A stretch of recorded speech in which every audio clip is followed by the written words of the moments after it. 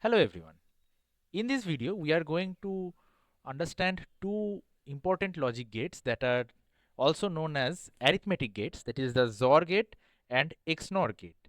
First we will be doing the simulation for these two gates, and after that we will be implementing these two gates on our FPGA and we will visualize them accordingly.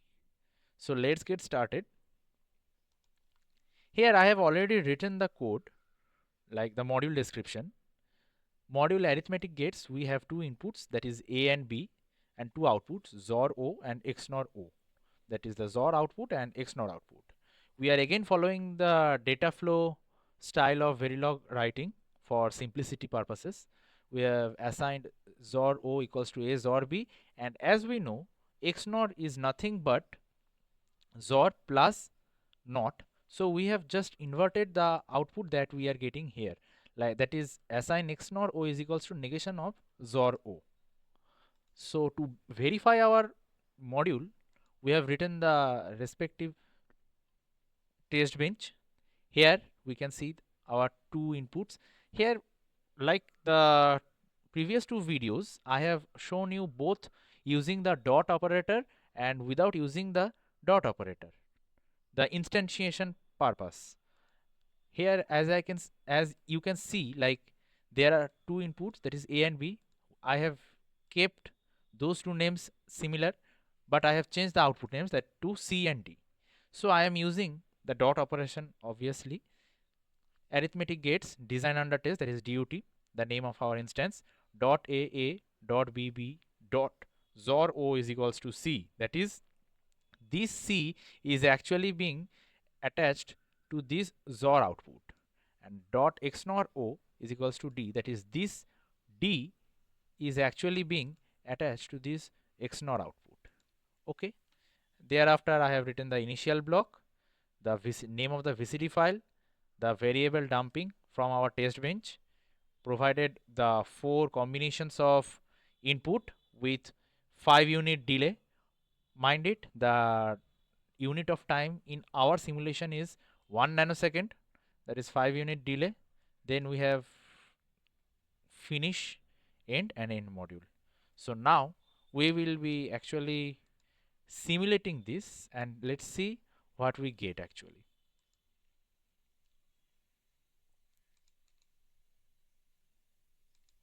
Terminal ls, we have iVerilog. We will not be creating any other output file, so keep the names similar to the existing output file, that is output.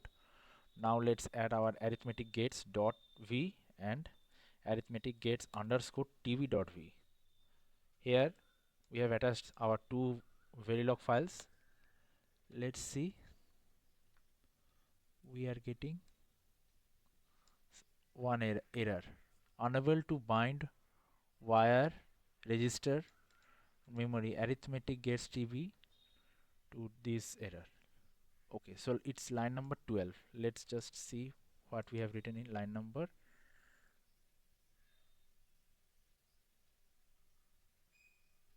12. Dump wires.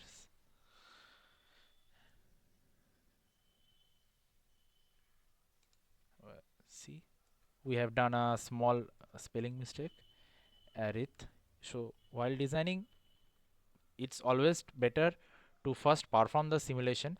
Though these are the very simple description, one of the most simplest explanations, still when we will be doing complex designs in future, then also we should actually perform the simulation first, then only we should move to FPGA, and ultimately that design goes to the ASIC deployment. So let's try it once again. iVerilog, it is compiled. Let's run vvp arithmetic gates dot vcd, sorry, arithmetic gates underscore tv dot vcd. Did we, what is the name? Let's check once. ARITHM arithmetic gates dot vcd. VVP arith. Let's just see the VCD files that we received. VVP output. We have received the VCD file. Now we will be running gtkwave arithmetic gates dot VCD.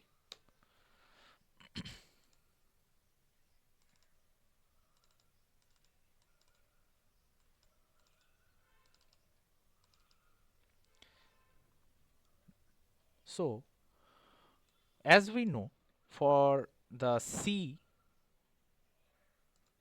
output, that is latch to XOR operation. So let's just verify XOR operation. As we know, XOR operation means when two signals will be different, we will be having a high output, and when two signals will be same, we will be having a low output. As we can see, A, B is equals to 0, so C is equals to 0. And as we have done the negation of XOR, that is XNOR, so we are getting D equals to 1. As soon as we change A and B to A to 0 and B to 1, we can see C is equals to 1, that is XOR, and D is equals to 0, that is XNOR. Again, A equals to 1, B equals to 0, XOR, that is C equals to 1, and XNOR, that is D equals to 0. Now when we do A equals to 1, B equals to 1, we see C, that is XOR, equals to 0, and D equals to 1, that is XNOR equals to 1. So from here we can see that we have actually verified our modules, that is the operation of XOR gate and XNOR gate on our simulation software. So now we will be moving towards the FPGA deployment. Let's get started with the FPGA bitstream generation. So for that, we will be again using the software go configure. Let's just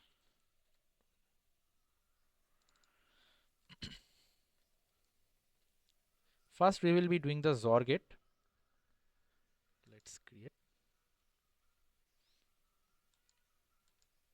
assign all the values to the first upward value, click on apply, go inside the FPGA core and start writing the code. So whatever we have done till now, in all the three videos, like this one and the earlier videos that we have done for the FPGA part, the process remains the same. Like whatever the process is for this writing style and the entire simulation and experimental style, that remains the same. We will be doing the same thing only for our future complex designs. IO pad external pin, input B, we have output C, and output C enable. As we know, the C enable we need to get the output from our GPIO. Assign C enable equals 1B1, assign C equals A XOR B. We have end module. Let's just save it. Click on synthesize. The network is purely combinational. Let's go to the IO planner. We have A at GPIO 0 input, GPIO 1 input as B, GPIO 2 output as C, and GPIO 2 output enable as C enable. Click on save all, generate bitstream. Yes. Let's wait for some time.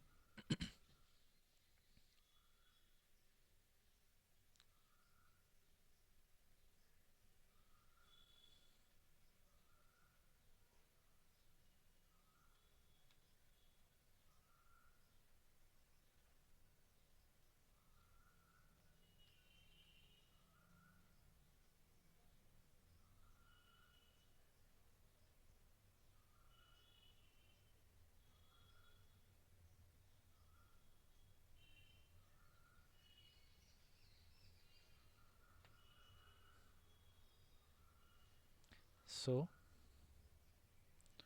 we got 5 issues.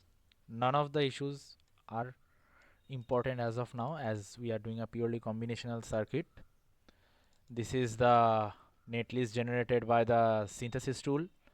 This is the post synthesis RTL written by Yosis. We have the floor plan here, the floor plan of our FPGA, as you can see. These are the IO buffers, the CLV block.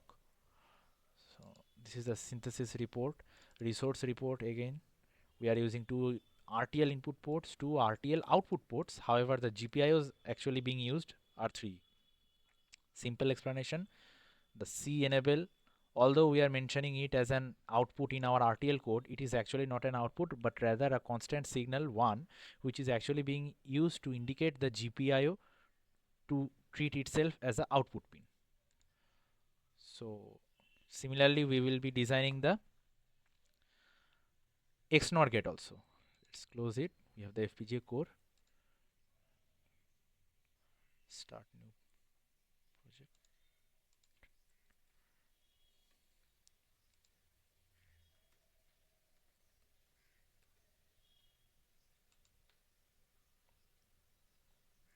Again, selecting the first drop up values. Let's write our code.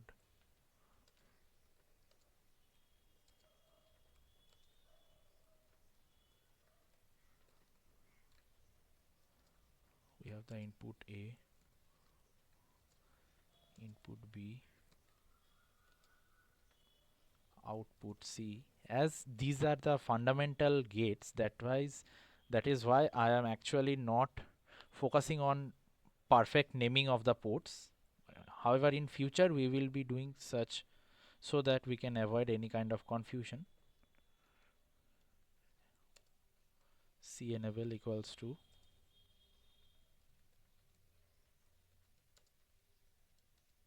here, as we are not using the previous module, like for the simulation purpose we do had the XOR value. Here we are not having that value, so we will be computing it explicitly. Is or B end module, save all. Let's just provide the synthesize. The network is combinational. Let's go to the IO planner, provide the inputs. GPIO2 output, GPIO2 output equals to C, GPIO2 output enable equals to C enable. Save all, generate bitstream. Let's just wait for some time.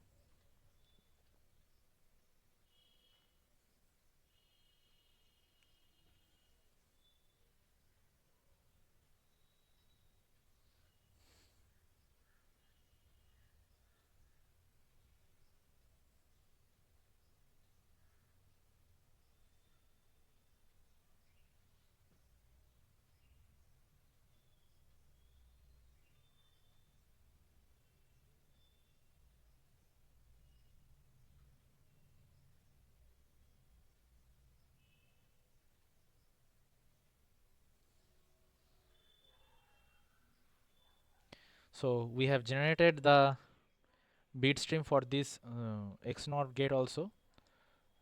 We do have the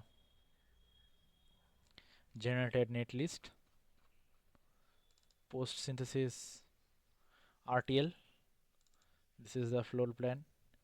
See, you will not be seeing any kind of difference in these things as we are using the same ports and same GPIOs. So we will not be seeing anything different here actually. Resource reports. So we have actually completed our bitstream generation. Now we will be focusing on real life implementation of these modules on our FPGA.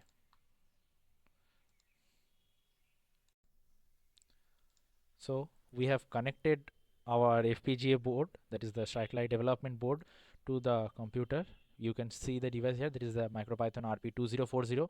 Do not get confused. This RP2040 is actually the microcontroller, because the development board is actually designed in such a way that we are actually writing the code on the microcontroller. That microcontroller is actually flashing the binary file into the FPGA. So first of all, we will be doing the XOR gate. Let's just go inside the bitstream, upload the mcu.bin. Wait for some time, it is being uploaded.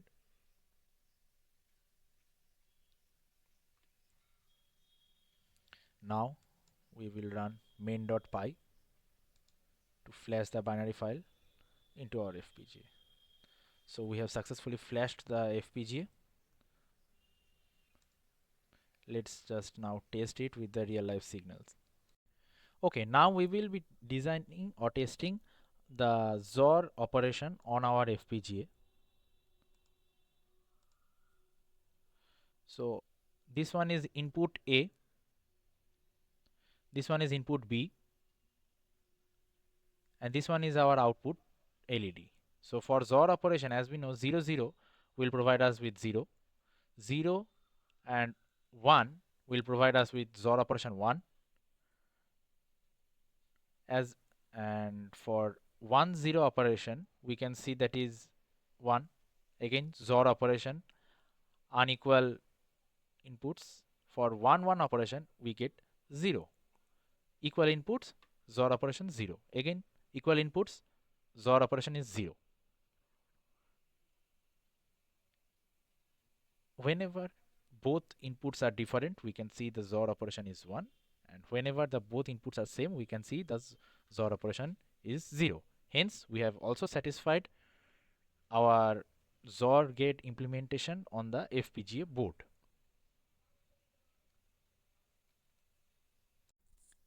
Okay, now we will be uploading the code, that is the binary file for the XNOR gate.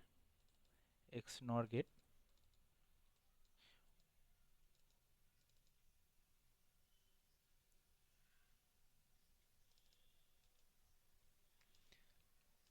So just wait for some time. It is actually being uploaded.